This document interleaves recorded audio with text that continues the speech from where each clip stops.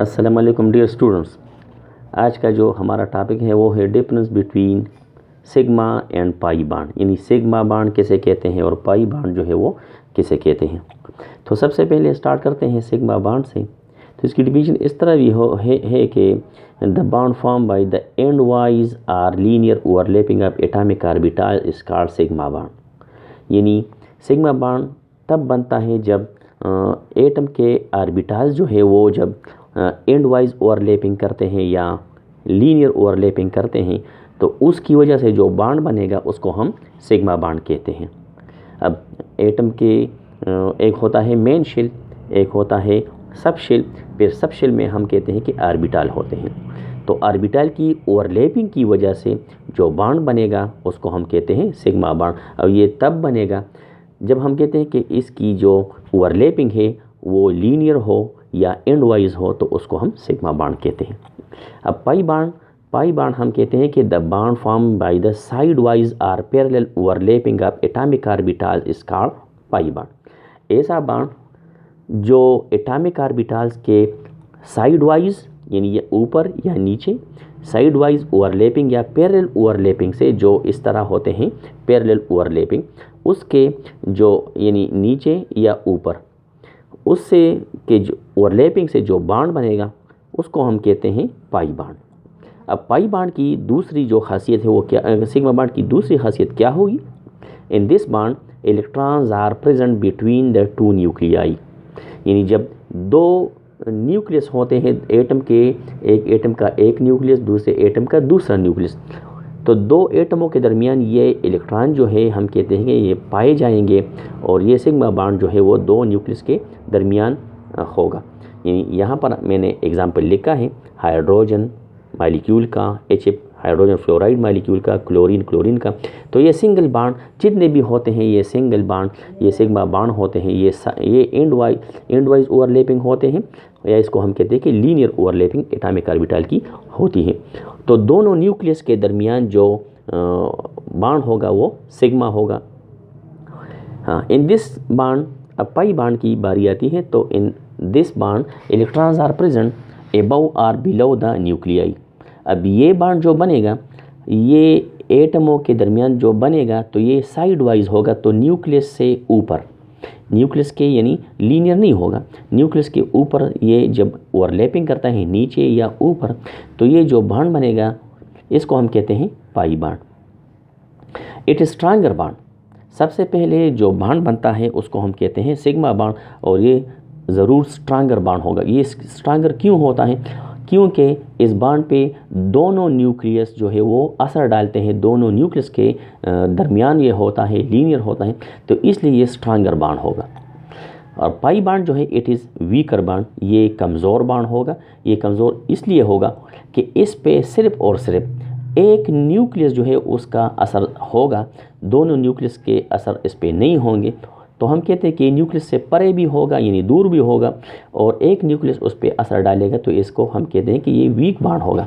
और पाई बांड तब बनता है, ये भी इसमें एक डिफरेंस है कि ऑलरेडी जब एक बांड बनता है तो सिग्मा बांड बनेगा, जब दो बांड बनते हैं तो पहले सिग्मा बनेगा और पाई उसके बाद बनेगा, पाई पहले नहीं बनेगा।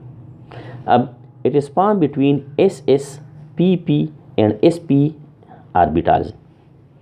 ये एटमों के दरमियान जो बनता है तो हम कहते हैं कि S और S के एटॉमिक ऑर्बिटल के ओवरलैपिंग से, S और P के एटॉमिक ऑर्बिटल के ओवरलैपिंग से, और P के एटॉमिक ऑर्बिटल के ओवरलैपिंग से ये बांड बनेगा। यानी एक एटम का S ऑर्बिटल इन्वॉल्व होगा तो दूसरे एटम का भी S ऑर्बिटल इन्वॉल्व होगा, तो उससे सिग्मा बांड बनेगा।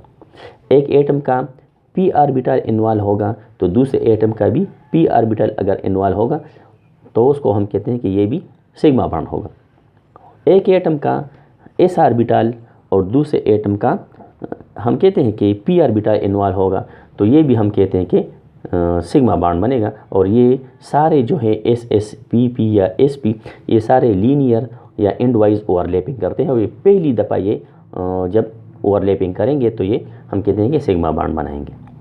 अब पाई बांड जो है ये तब बनेगा जब ऑलरेडी सिग्मा बांड होगा, तो इसको हम कहते हैं कि इसकी पी ओवरलैपिंग से पी जो एक एटम का p ऑर्बिटल दूसरे एटम का p ऑर्बिटल जब दोनों साइड वाइज ओवरलैपिंग करते हैं, या इसको हम कहते हैं कि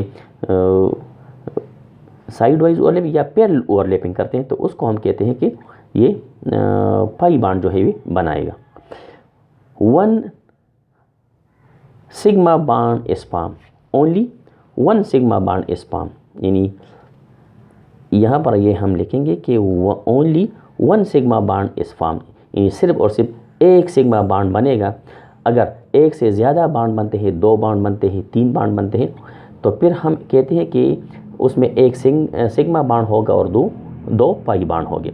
मिसाल के तौर पर यहाँ पर मैंने लिखे हैं कि तो ये तो सिग्मा बॉन्ड है, लेकिन अगर 2 बॉन्ड बनते हैं तो हम कोई भी बॉन्ड जो है वो हम सेलेक्ट करते हैं, तो हम अगर ये हम सिग्मा बॉन्ड सेलेक्ट करते हैं तो ये फिर पाई होगा, अगर ये हम सिग्मा तस्वर करते हैं तो ये पाई होगा, यानी इसके 50% चांस जो है वो ऊपर होंगे, 50% चांस जो है वो नीचे होंगे डबल बॉन्ड में।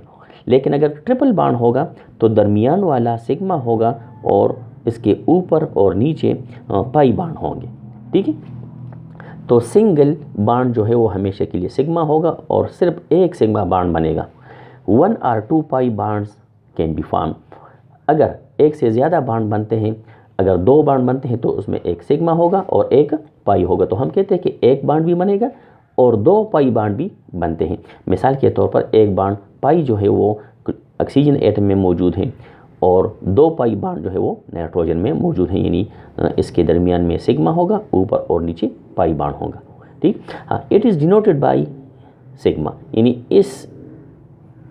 यानी सिग्मा बॉन्ड को हम इससे जाहिर करते हैं, इस सिग्मा के निशान से, और पाई बॉन्ड को हम पाई से रिप्रेजेंट करते हैं, ठीक है। तो ये जो बॉन्ड है, ये बॉन्ड, ये हाइड्रोजन फ्लोराइड का और ये सारे हम क्या कहते हैं कि ये सारे सिग्मा बॉन्ड है, ठीक है, ये सारे सिग्मा बॉन्ड हैं। और ये जो है अगर हम ये सिग्मा बॉन्ड तस्वर करते हैं तो ये बॉन्ड जो है ये पाई होगा।